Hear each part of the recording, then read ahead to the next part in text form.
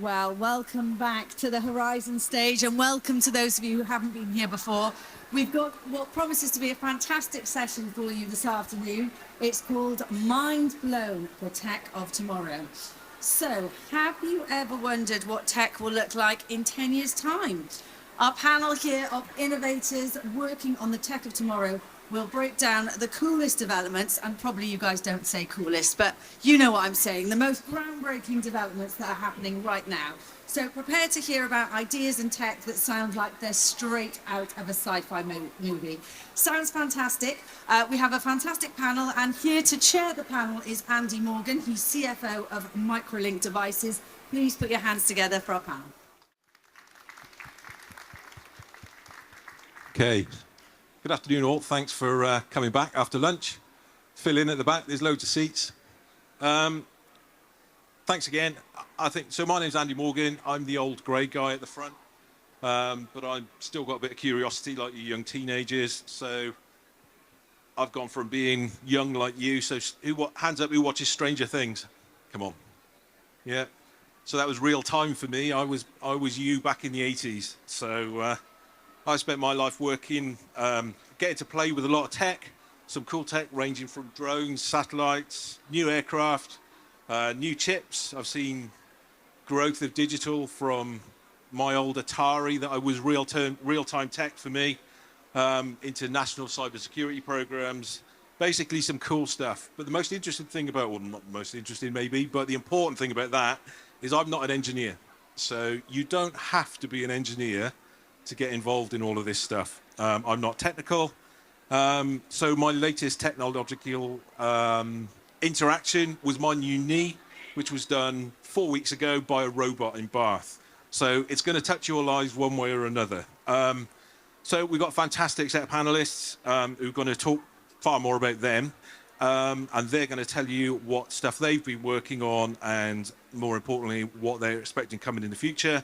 So we've got Dr. Phylis Makurunje from Bangor University, Declan Hughes from Microlink Devices, and John Jackson from EsportsWales. But I'll hand over to them to do more about themselves. So Phylis, about you, please. Thanks, Andy. Hi, everyone. I'm Phylis Makurunje, and I'm a researcher at Bangor University. I'm in the Nuclear Futures Institute, and our homework is to address energy needs here on Earth, but we also do stuff for space, outer space. How do we power space missions? How do we propel vehicles that have to be in space? So we try to answer the big power questions that solar power cannot address, that other energy systems cannot address. So I think that's cool stuff. We love what we do. Hello, everyone. My name is Declan Hughes. I'm a research and development engineer at Microlink Devices. So our whole business idea is lightweight, flexible solar arrays for atmospheric applications such as drones and satellites. We're the leading technology for power generated per weight of the solar. We get to work with companies like Airbus as part of their Zephyr program, which I believe has now got the world record for 68 days continuous flight. So it's just a lot of interesting work going on in that area and trying to maximize how much solar can interact with not so much buildings, but everything else around that. Cool. Hi, everyone. My name is John Jackson. I am Chief Exec of EsportsWales. EsportsWales is the national body for competitive video gaming in Wales. So if you haven't known, you should check us out. So we do everything from taking players all over the world playing various different video games on sort of PCs, mobile phones, consoles, and then we run national leagues and national programs all the way across Wales. Excellent. Thank you, guys. So, John, I'm going to start with you. So what exciting product developments in your company and your field are you predicting in the next 10 years, and what impact do you think it's going to have on the guys here? Okay. Just a small one to start with. Yeah, small one to start. Cool. So with esports, how many of you are gamers in the audience? Put your hands up. So yeah, quite a few, right? So these days now, a lot of people are gamers, and we've seen a lot of shift. It's led by technology. If we go back sort of 20, 30 years ago, people started playing PC games. It started with sort of arcade machines and consoles, and then the tech of the internet come on, which led then to people PC gaming and sort of doing that. Now we've seen a massive shift. So we've seen countries like Philippines, India, massive getting into esports, but not on a PC or console base, but on mobile phones. Just because we've seen smartphones come out and more people playing it. So it's kind of led by tech, and we're seeing where the next tech and sort of infrastructure is coming. So that's probably AR and VR, and looking at those spaces and how they're interacting. We're linking in with a lot of sporting federations, and they are looking at how they can sort of move their sport or how they can interact now with gamers, and then bringing them into the sport. So, VR tennis, golden gloves for boxing. I was speaking to the Welsh Rowing Federation the other day, and now they are looking how they can have esports. So in a couple of years, you might be going to your local gym and doing some rowing and actually competing against everyone else across Wales, rowing in their local gyms as well. So it's a real, big change. So I'm just going to dive in with a quick one there, because I know there's a lot of gamers out there. How far away are we from these guys out here being able to earn money by doing what their parents telling them they can't do? Well, I think now that's going back sort of 10 years ago. So we've got pro players in Wales. We've got people working for EsportsWales. In the last 5 years, we've got now 16 esports teams based all the way across Wales. The Dragons RFC, I know they've got a sort of activation on a stand across there. They've got an esports team that plays in the Welsh Esports League. So there's a number of people coming through, and not just on a localized basis. We've seen that talent get developed in Wales, and now we're doing the Esports World Cup in Saudi Arabia. We're seeing some of the sort of influencers coming through are getting hundreds, if not millions of followers, and then bringing that revenue back into Wales and showcasing Wales. Fantastic. So there you go. That's your first takeaway from the day. Mum, I could earn money at this, when she's telling you to get off your Xbox later. Okay. Declan, what's happening in your industry, and where do you think that's going? So I'll start with hands up if you or your parents have got solar panels on the roof of their house. There's hands over there. I can see them.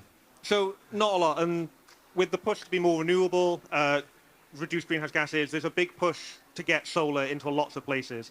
Either roofs of houses, there's work doing for new solar technologies to integrate them into windows for skyscrapers. So it's about building up the amount of renewables that we have. In terms of Microlink, we've done some work working with a company called Space Solar as part of a government-funded project to develop what's known as space-based solar power. So rather than having fields upon fields of solar panels, we have one large field that has a big receiver on it, and then we launch up big satellites to generate power in space and then beam that back down to Earth to try and increase the amount of power generation happening here. So it's kind of alleviating how much gas and oil that we use for power generation. I know Phylis will talk a lot more about nuclear power, but that's also something that feeds into that as well. So it's about reducing greenhouse gases, building up on renewables, and just how we as a company fit within that. And Phylis, in your industry? Right. So I've seen there's quite a lot who love gaming, but I was gonna ask who has watched maybe a rocket launch to space? Anybody? Oh, great. I can see hands. Oh, a rover on Mars, something like that. So we at the Nuclear Futures Institute, we are trying to make fuels. We have partners in industry, and we make fuels that will be on a rocket, or will in the future be on a rocket and can take stuff to Mars. So that is propulsion in space. So why is that important? Right now, you have chemicals that can be used to propel these vehicles, say, to Mars. But when you use nuclear energy, you can actually reduce the travel time to Mars, because we're talking hundreds of days for a trip. And no one wants to be on a trip for like a year. Who wants to be on a trip to Mars for a year? You know what I mean? And it can actually be more than a year. But when you use nuclear energy, you get to reduce that significantly. So that's why we pursue some of these fuels. But also, how about building stuff on the moon?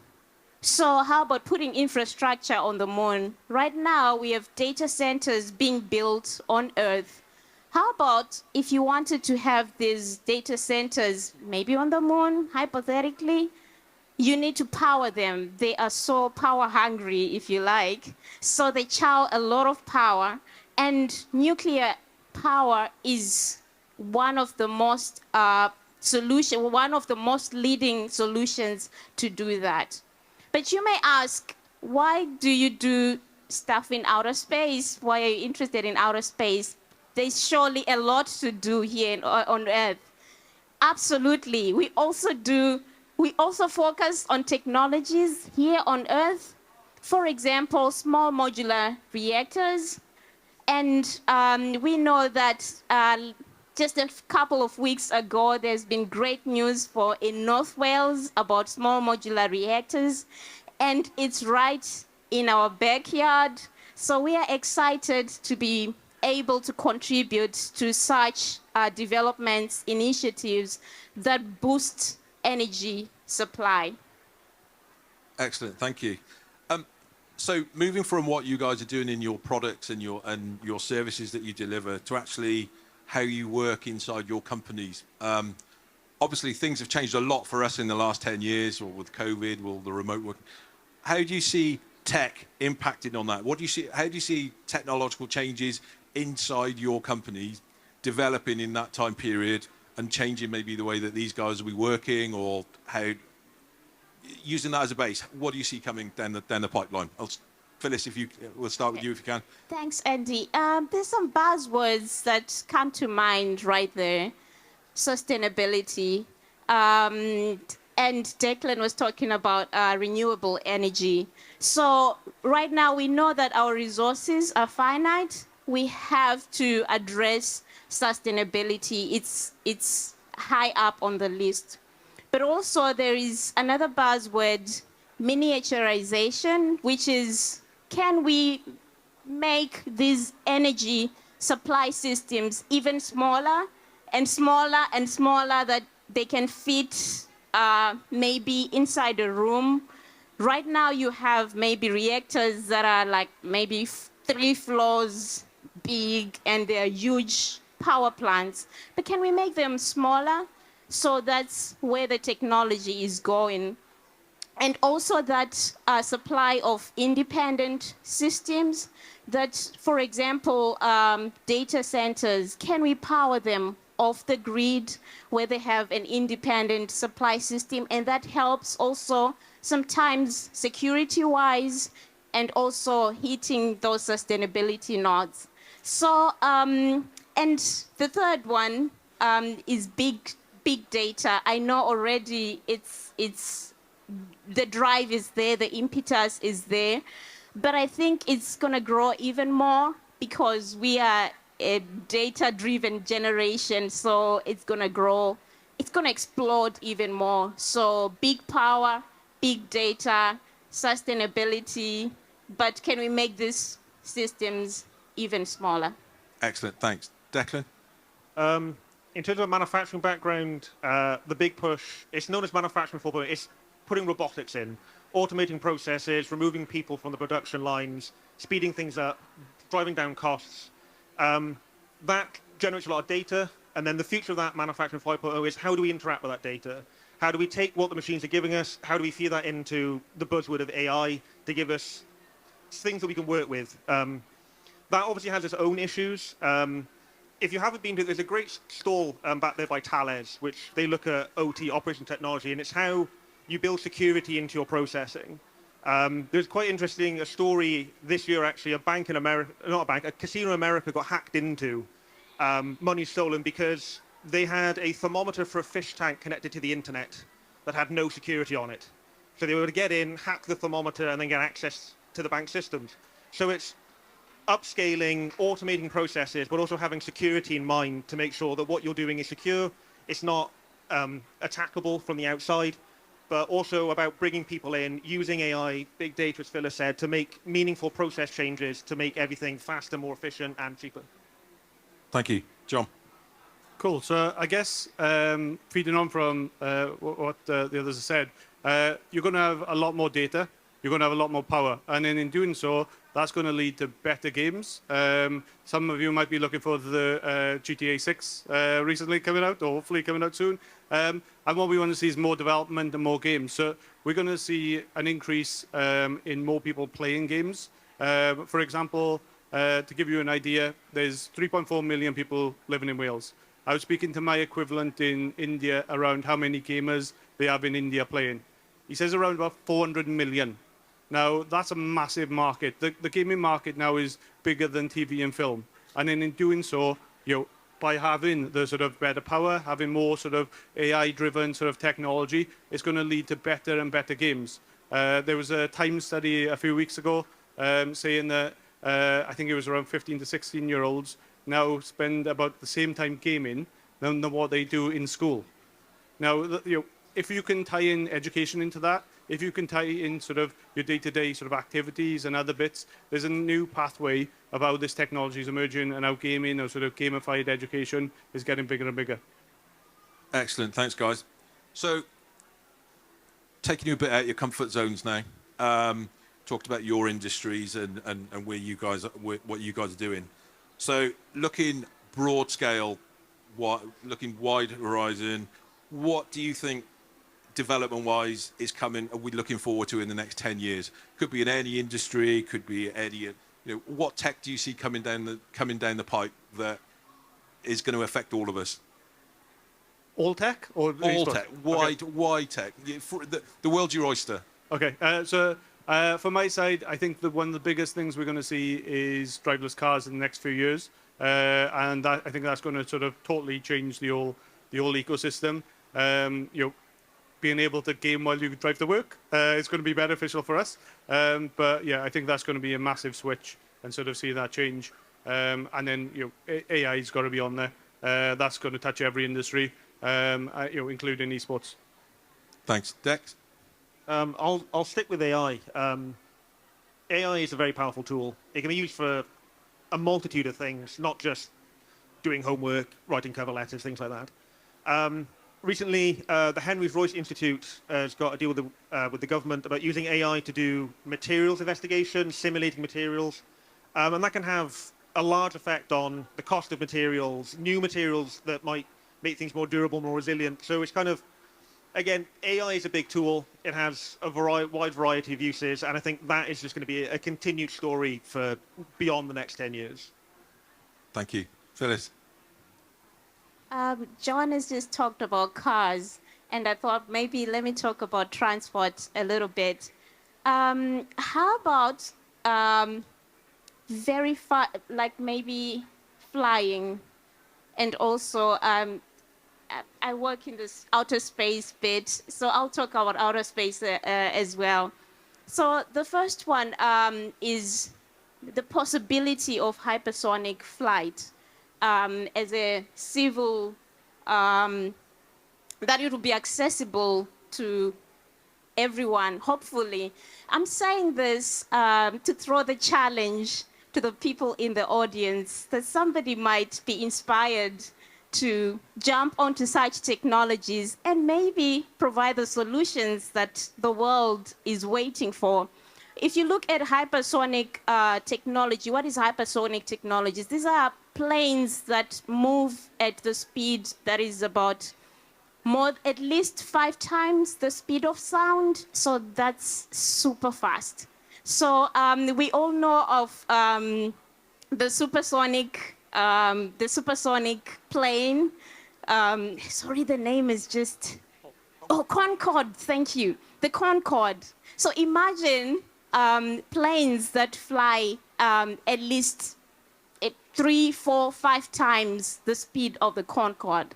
So this has been the dream for over 50 years, and it has not been realized yet, but actually there are startups that are jumping onto that platform, into that scene, even here in the UK, and they're doing great things. So just throwing a challenge out there. And another one, also outer space, we know that there's more and more people wanting to go and see what outer space is about.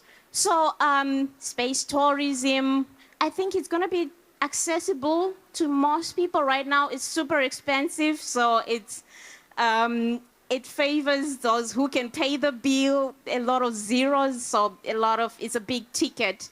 But I think it will be accessible, hopefully, in 10 years, if here we jump onto there and we start addressing some of the technological challenges that are there. And also, I think we're going to see also an increase in human space flight. So that is exploration, exploring the outer space, planets and all of that. And also seeing these technologies benefiting people on Earth, which is probably the most important thing, just pushing the envelope for discoveries, inventions in that transportation industry. Brilliant. Thank you for that. So you picked up on something about setting a challenge to the people here. So one of the things that I'd like to cover is you guys have all got fantastic roles that you play. There's a lot of younger people here, school uniforms on, are thinking, well, that's great. You all do great stuff. You play with great tech. Fantastic. How the hell do I get from where I am to where you are? So what's your journey? How did you get there? And it's not, appreciate it's not one path. There's many different ways that all of us can be engaged in technology. But just share with us, if you could individually, each of you, how you got to do what you did and what you're doing today.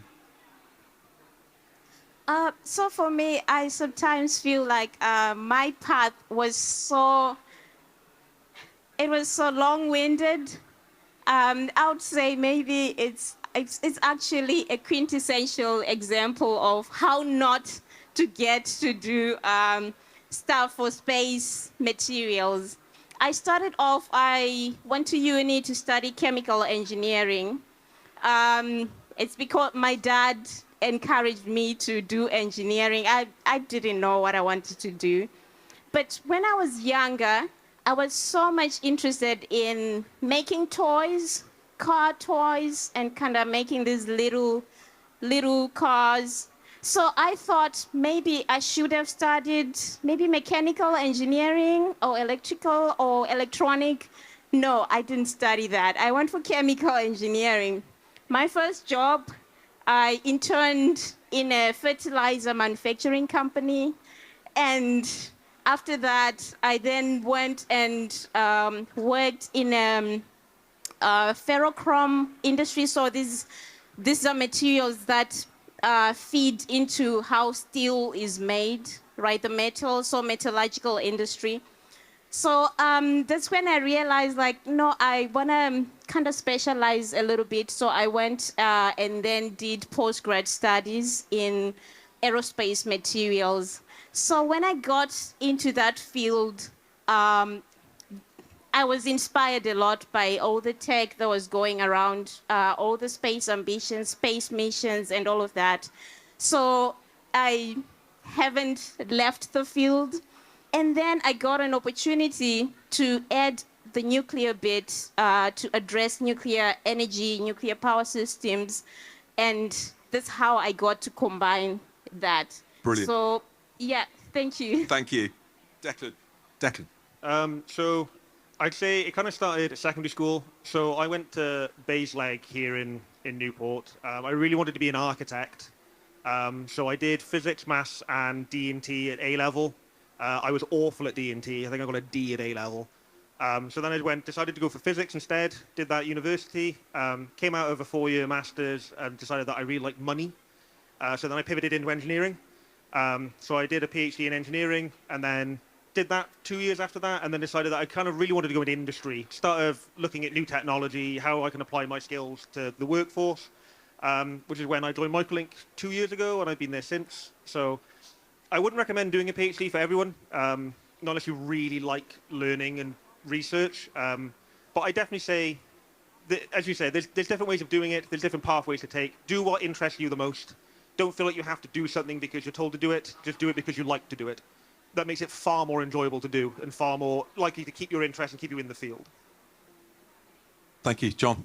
Cool. Mine was, I guess, a bit of a different journey. So I started playing computer games, as you would, for esports. So I started to play with a game, anyone know Counter-Strike? Some of you, maybe? So I started playing with Counter-Strike 1.6. There was me, there was two guys from Norway, guy from Scotland, guy from England. That was our team. And then in doing so, this is back in the sort of 2000s. Our internet wasn't great. It was ISDN, so I was getting really bad ping. So my parents weren't too happy, but I decided to rewire my house. So I ended up knocking holes in the wall and putting things because I had a lower ping, which meant I was more competitive. I learned how to change my graphics card in the PC, so I had a better FPS, again, so I was more competitive. That led me to getting a degree in network management and security. So my job for sort of 10 years was doing the cyber security stuff and designing, really sort of networks through schools and colleges across Wales. Always doing esports and always gaming on the side. And then that just sort of continued building and doing it. And then I made the switch back into esports and running EsportsWales. So my path has been a bit of a strange one. But one thing I'd highlight on there is the transferable skills I learned through really gaming and then developing, improving my PC, sort of learning those skills led me to a career in IT. Which weirdly led me back into a career into gaming. So I've had a bit of a weird path. Excellent, thanks. And for what it's worth, I left school at 16, changed my mind after a year, went back, did some A-levels, changed my mind again, then ended up doing a degree, changed my mind again after that and became an accountant. So I think the key takeaway from all of it is just go where the flow takes you. Don't worry about it. Just do what you find enjoyable. Don't get stressed. Nothing says that you can't change your mind after a while of doing something. So don't panic and don't worry about it. But you'll get there eventually. Anyway, enough about that. So guys, what part do you think Wales can play in delivering this tech of tomorrow? And we've got about a few minutes left, so we might have to be fairly rapid on that one. I'll be quick. So my side is Wales is always punched above its weight in regards to sport, in regards to creative industries. And I think esports combines the two. And what I'd love to do is develop the Welsh talent here.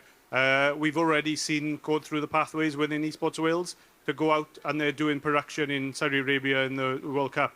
They're going out and they're playing in national things, playing on the stage in Yash, 10,000 people watching for sort of tens of thousands of pounds prize pool. I want to see more of that. And what I'd love to do is venues like this bring people to Wales. We've got an amazing stadium in Cardiff. We can close the roof, we can have gaming in it. Why not? Why not sort of get people there and bring people to Wales and showcase it? And that's what I'd love to do. Thank you. Dex? Well, I think a big advert for what Wales can do is all around you here at Wales Tech Week, the multitude of companies based in Wales doing a whole different host of technological advances. The Welsh Government have recently announced that they're going to build 2 AI centres for learning, one in Bridgend, where the old Ford plant used to be, and one in North Wales. So also the Welsh Government is pumping money into getting people upskilled into what is the technology of tomorrow. So I think a combination of industry and government will come together to basically help keep Wales at the centre of technology and help it boost it into quite a prime position internationally as well. Thank you.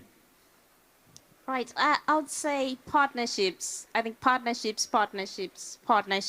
And I think for Wales, we're going to see stunning growth on the tech side of things, but this will be driven by smashing traditional partnership thinking, like, probably like industries that are not your usual partners. You'd be surprised, like there lies some opportunities for partnership that we had not thought of. So I think just dismantling that kind of traditional thinking, talk to everyone. You'd be surprised they could be into what you're looking for. And also just to see the young people getting into these and taking up these tech roles and even tech supporting roles, I think that would be so inspiring. Thank you. Right, I'm going to run the gauntlet here because we're running out of time. One word answers. What tech would you like these guys to be working on in future? What would you like them to fix? Wow. One word. All right. Come to the nuclear industry. Okay, Dex, And one word. space. And outer space, yeah. Deck, one word. What do you Uh, want them to fix? Localized AI rather than using ChatGPT for everything. Thank you, John. Esports and gaming. Okay, Got it. right, fine. So I'm going to sum up there because I know we're out of time. Thank you to the panelists, Phylis, Declan, and John, for sharing their thoughts today. Please collar them afterwards. I might be pinching some of yours now. Don't worry, take your time, Collar take them your time. afterwards if you've got any questions. Thanks to Avril and the Tech Wales team for a great event.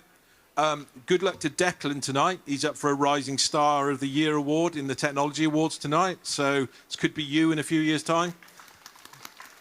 So hopefully you've all gained some useful insights in this session. Thank you very much for attending. I think the key takeaway that I'd offer to you guys today is be curious, not just today, but in the future. And you don't have to go to university. There's loads of paths, including apprenticeships. And today, make the most of it. Don't just go to the stand with the best freebies. Have a look at all the companies, hear what they do. Be inquisitive, find out what they do. It may spark an interest you didn't even know you had. So enjoy the rest of your day. Thank you very much. Well, what a fantastic way to end a fantastic panel. I think exactly what Andy said there. Be curious and don't worry about what path you're on and, you know, go your own way. Fantastic. Thank you so much to all of you. I thought that was really inspiring. Fantastic to hear what the future is. And that does conclude our programme here on the Horizon stage today. Thank you so much for joining us. The main hall here will be open now until 3 o'clock. So please stay, connect with people, explore all the tech demos and make the most of these opportunities. As Andy said, these guys will be here. So if you have any questions, please hang around and ask them. And before you leave, if we could ask you to fill out the survey form with your feedback, drop that off outside in the main hall because it helps the event to grow bigger and better every year. So thank you so much. We hope you enjoyed the rest of the day. And please put your hands together for our panel here.